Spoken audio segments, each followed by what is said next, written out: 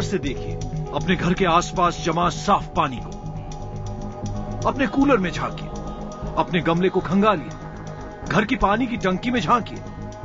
टंकी का ढक्कन खुला तो नहीं है?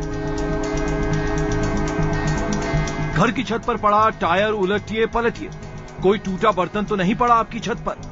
कहीं साफ पानी तो नहीं जमा है आपकी बालकनी में?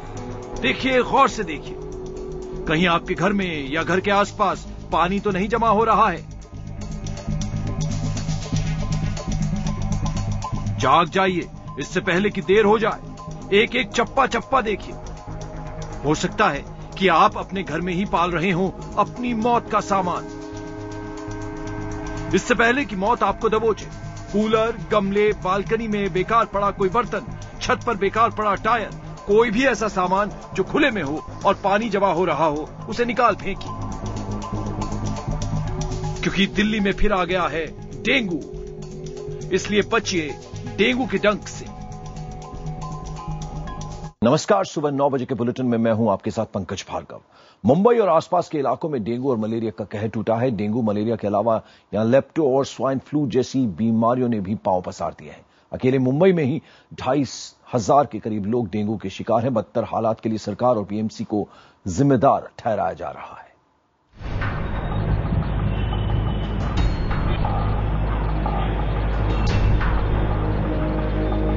यह है देश की आर्थिक राजधानी मुंबई की तस्वीर।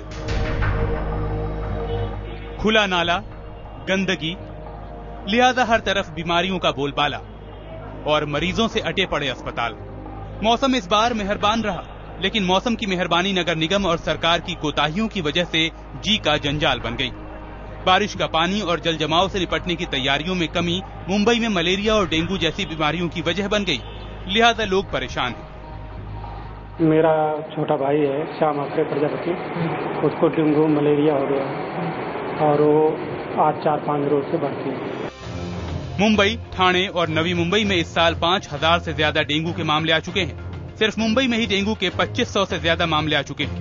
मुंबई के बांद्रा, जुहू, सांताक्रूज, अंधेरी, मालवणी, मलाड, गोरेगांव, दहिसर, भारत नगर, निर्मल नगर, माहिम, लालबाग, परेल, डोंगरी, मदनपुरा, नागपाड़ा और ग्रांट रोड जैसे पॉश इलाके भी डेंगू की चपेट में आ चुके हैं।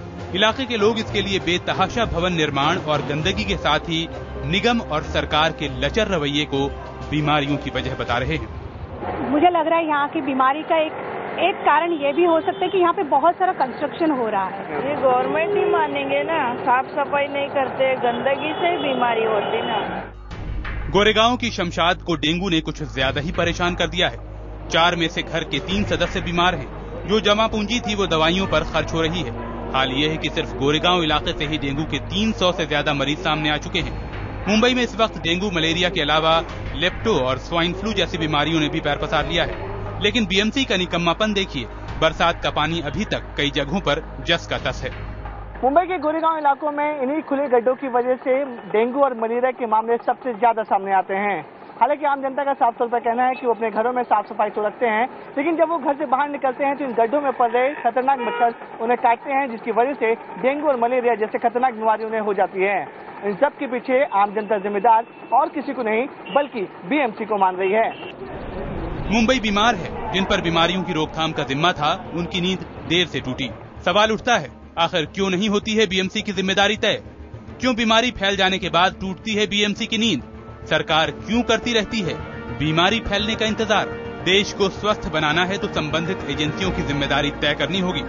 जिम्मेदारी तय करने के लिए जरूरी है लापरवाह लोगों पर शिकंजा कसना। क्या कांग्रेस, एनसीपी की महाराष्ट्र सरकार और निगम चलाने वाली बीजेपी शिवसेना इसे तय करेगी, या फिर लोग मरते रहेंगे और सरकारें सोती रहेंगी? विवेक गुप्ता, मुंबई, IBN 7।